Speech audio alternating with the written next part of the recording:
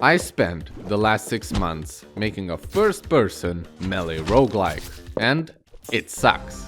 It's not good. Even though I made some cool visuals, characters, abilities, I seemingly forgot the most important thing, a gameplay loop. So, how did I make such a large oversight? Well, game design is hard, and I've been stuck in development hell. Let's take a look at where it all began and how I tried fixing the whole mess. Ever since I started the project, it was pretty much already in development hell. Just a few weeks into development and the project already felt bad. The initial idea was a very basic first-person melee combat game with low time to kill. However, my execution on this idea wasn't good, and the game wasn't coming together like I hoped it would. The combat just felt bad and not snappy at all. So this is where the first pivot happened, roguelike. What if I made this mess into a simple roguelike, where you get elemental upgrades and make cool builds? Yeah, I never even made any upgrades or anything like that. All I did was just make a bunch of elemental enemies and that's it. Now, fighting them was bad, really bad. Try fighting more than 2 at once and the game just doesn't work.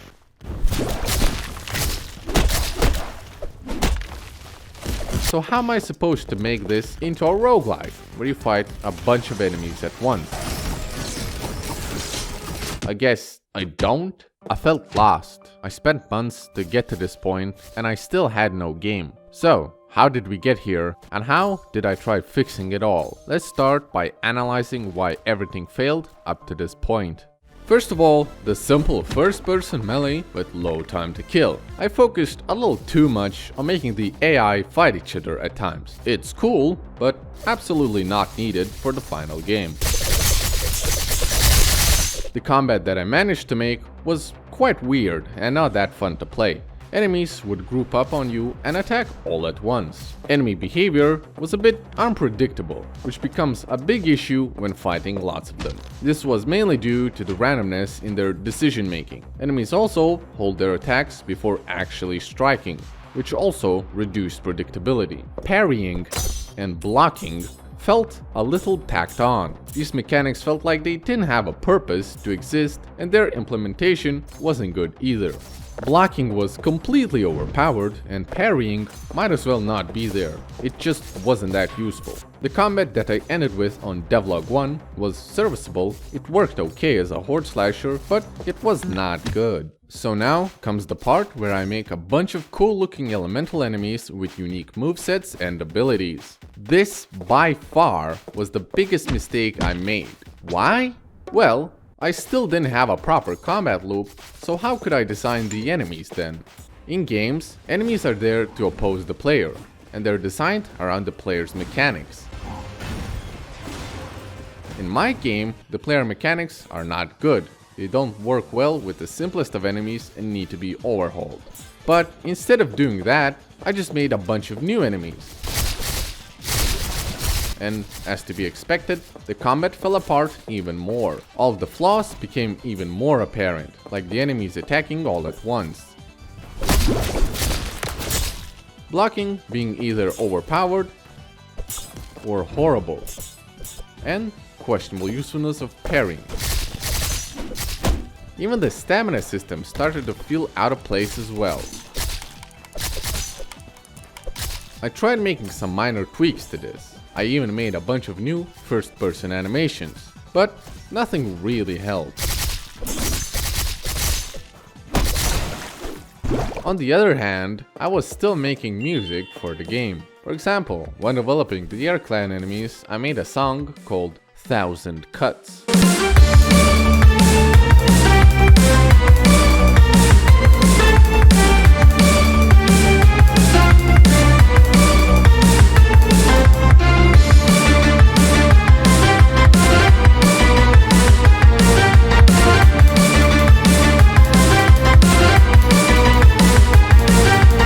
I had even made some concept music for a boss fight, Only Thing They Fear. The name of the song refers to an Oni, a large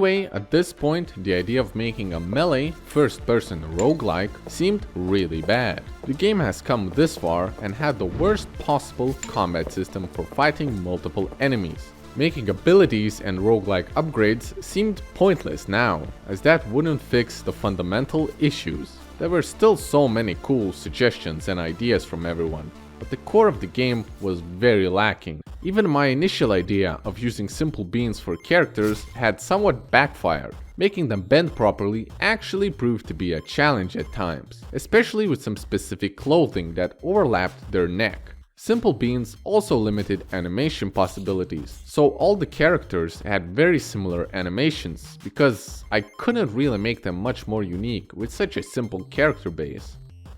So, why did I continue development if nothing was working out?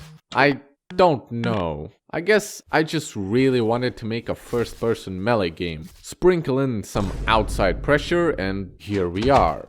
I decided to give this idea one final shot. I started the project from scratch and I was determined to make something playable. I looked back at the original idea of the game and decided to make that. First things first, I would focus on the gameplay loop, which is mostly combat. I started by making a posture system, so blocking wouldn't be overpowered. Now you can only block one attack for free. The second attack you block, you take a large amount of damage and get your posture broken. You get slowed for a few seconds. To quickly regenerate posture, you can do a parry, which also regenerates your health. And stamina is now only used for dashing. Fighting dummies did not give me a good idea of how this new stuff worked. So I remastered the classic samurai and gave him some new animations that would be a bit more predictable. I also made him slightly move towards you when attacking. The enemy no longer holds his attack, he just strikes immediately.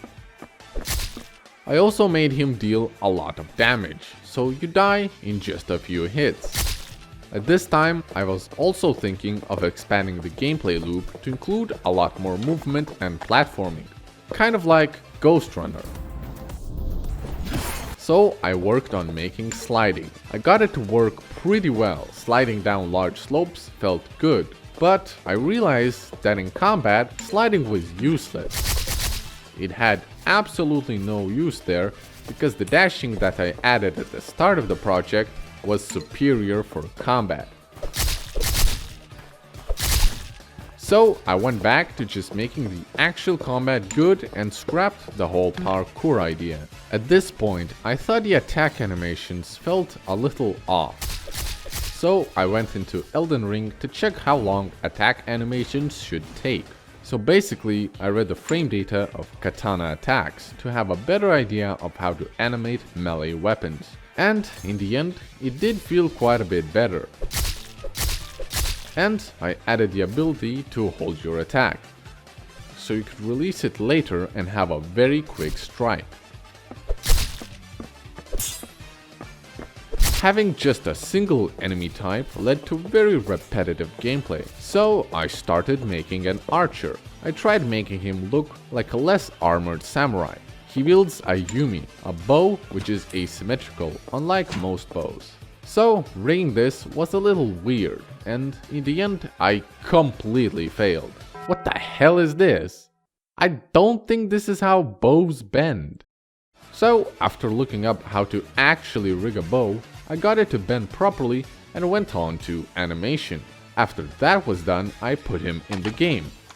Created a new AI behavior, used the old ability system to make him shoot, and he was sorta complete. To polish him up a bit, I added a shooting indicator and some sounds.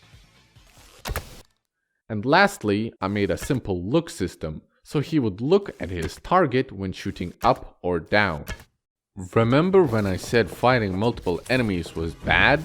Well, it still is. So it's time to implement a coin system. Basically, there would only be a few enemies that could attack you at once. To be allowed to attack, an enemy would require a coin, hence the name. This system was actually really easy to add with my new AI system, and it worked pretty well. So without the system, fighting 9 enemies is just impossible. But with the coin system, it's actually somewhat fun. I had the limit of 3 coins here, so 3 enemies could still attack at once.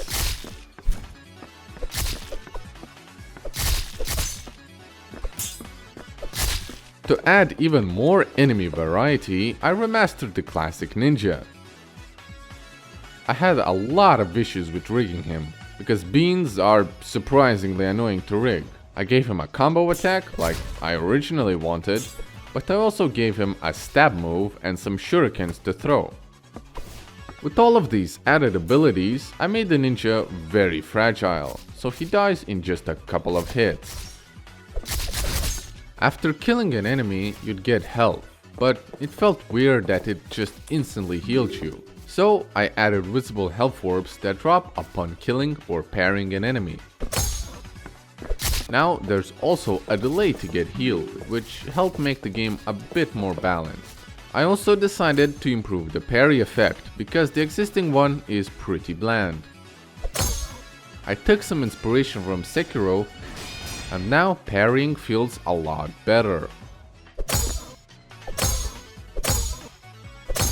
With all of these mechanics coming together, I had a fun combat system. Well, besides the fact that it was incredibly difficult. And I couldn't make it any easier, otherwise you could just spam attack and not worry about parrying or dodging attacks.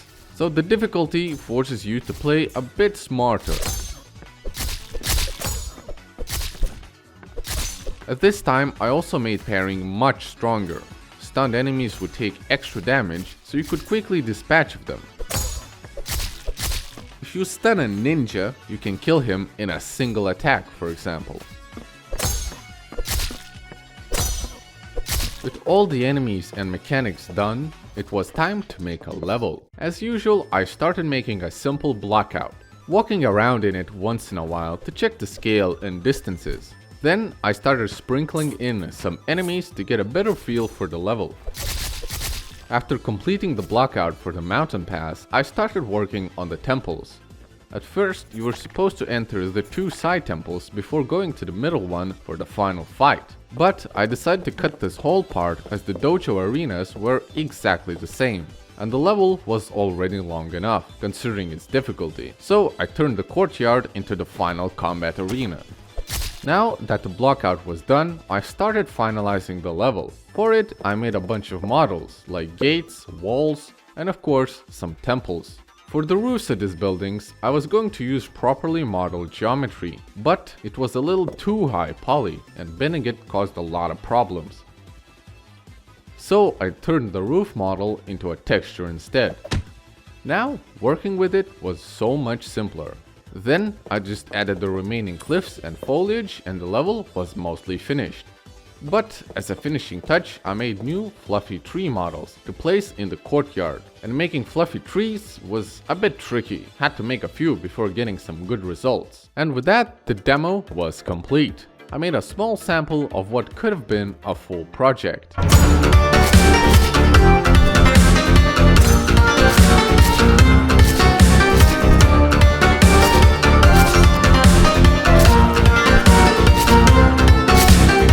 And you know what? I don't like it.